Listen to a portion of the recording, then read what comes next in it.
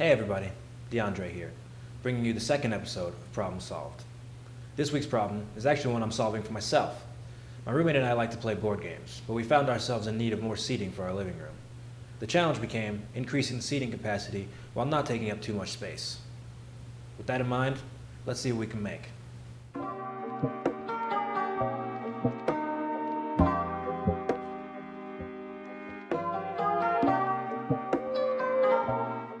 After looking at some other stackable chairs, I put together a sketch, taking inspiration from some of my favorite designs. In trying to discern what exactly makes chairs able to stack on top of each other, I came up with two main requirements. The first was that the legs had to open at an angle so that the bottom of one set of legs would match the top of the next. The second requirement was that the seat itself had to have its width contained within the legs. Any wider and they wouldn't be able to stack.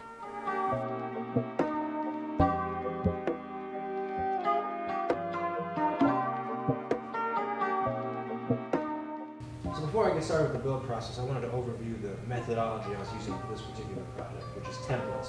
I didn't have specific plans, so I did a lot of trial and error with the sketch that I showed you earlier, and I basically came up with a shape that I liked, which you see here. And once I got that shape down and I was certain that it was going to work for the chair, I set aside some of the first pieces I cut to use as templates, so these wouldn't be put together. And with the template, it's a simple matter of just transferring the angle and the dimensions onto future pieces. That way I don't have to redo that guess and check work. And the reason for that is there's a lot of specific angles. There's a lot of 51.7 degrees, 71.1 degrees, things like that. It would take a long time to get all those numbers memorized and transferred onto the rulers and onto the miter gauge and things like that. So my idea was to just keep some pieces on hand that I could quickly transfer dimensions, which you'll see as we go through the process. I'm using all leftover materials for this build in order to reduce some of the lumber piles in my shop. I've got plywood from a TV stand I made, and several 1x4 slats from a platform bed frame I recently threw together. I used the miter gauge on my table saw to perform the cuts I needed for the legs. Since I had already done the work of finding the right angles for the template, I can use the template as a quick reference when setting up each cut. Simply hold the angle I wish to cut against the blade, then adjust the miter gauge to fit. For the first pass, the amount I cut off isn't important, as I'm just establishing the proper angle for one end. That said, I try to cut off as little as possible, allowing for more material to work with down the line. To cut the other end of the target piece, I first used a template to create a reference line by matching up the existing angles.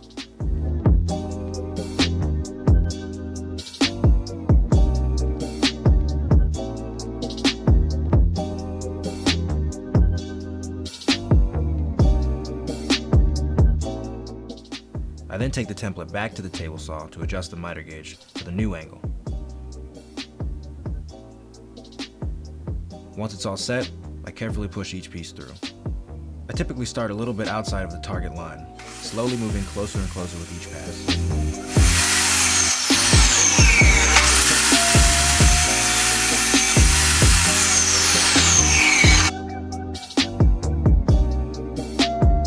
Here you can see all 6 of the connector pieces cut out for the legs, each modeled after the initial template I made. I repeated this exact process in order to create the front and back legs, though I didn't film it in order to keep the video from running on too long.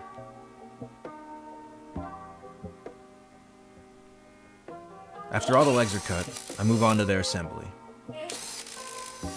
I've opted for pocket holes in this instance, using a Craig jig to create 2 holes on the inside of each middle connector piece.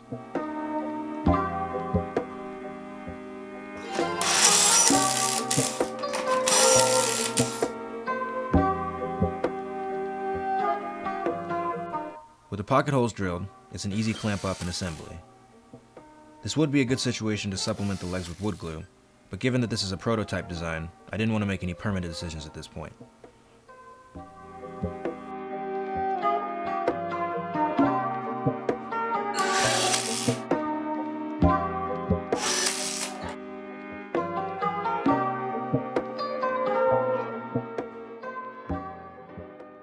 As always, I take a moment to do some preliminary 80 grit sanding, removing scratches and evening out the ridges between the connected pieces.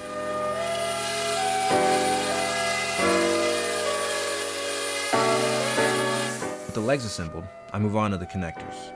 I'll need 2 for each chair at 14 inches, which I can accomplish with the stop block set up on my miter saw. I'll attach these with pocket holes as well, once again using the Craig jig, though I'll only be using 1 hole on each side. Since the seat must sit inside the legs, I need a separate set of 1x4s to support it. I ran out of leftover slats, so I'm ripping down some leftover pine panels to match. I cut one end with a 50-degree miter to make it less intrusive. This will serve as the front end of the chair. The back side gets a simple perpendicular crosscut, bringing the final length to 19 inches. I make a 3-inch mark from the front of the seat support, then line that mark up with the front corner of the chair legs, attaching it with 1 1/4-inch screws.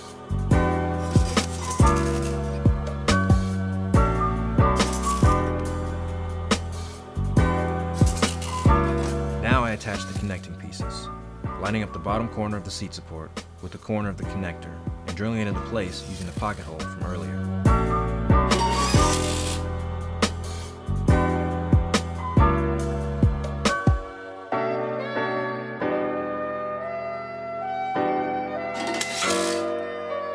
With the base finish, I move on to cutting out the seat, starting out with a cross cut at 19 inches with a circle saw and a speed square. I then rip the panels down on my table saw to 14 inches wide to match the base. I decided to round the front corners to make the seat more comfortable to sit on. I get as close to the line as I can with my jigsaw, which is admittedly pretty rough, but we'll smooth it out later.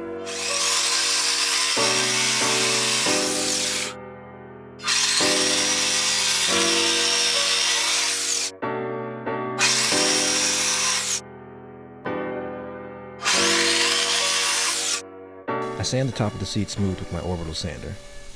I go over the edges to create a slight round over, again, looking to make the seat more comfortable.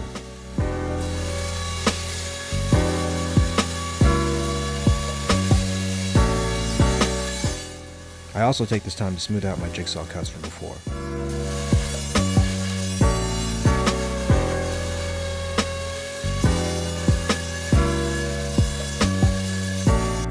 While it was tempting to just screw the seat into the base from the top and be done with it, I ultimately decided to take the time to glue it up, since I hate having fasteners showing and will avoid it if at all possible.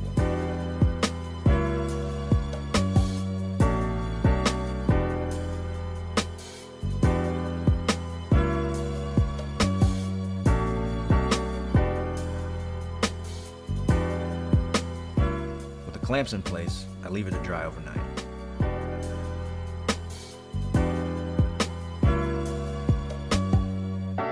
And there you have it. Here you can see all 4 of the chairs I made. I ran out of time to finish them since we had people coming over. Plus, I hadn't decided on a color yet anyways.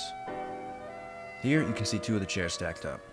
A fun little bonus feature was that the height actually allowed them to double as end tables when stacked.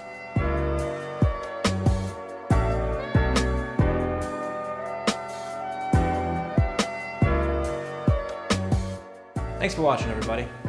If you enjoyed this video, be sure to hit the like button, subscribe, and ring the notification bell. Also, consider becoming a patron. For just $5 a month, you can join the team that supports this channel and all its projects. You'll also get access to exclusive patron-only content. To learn more, click the link in the description. Until next time, and remember, keep learning, keep building.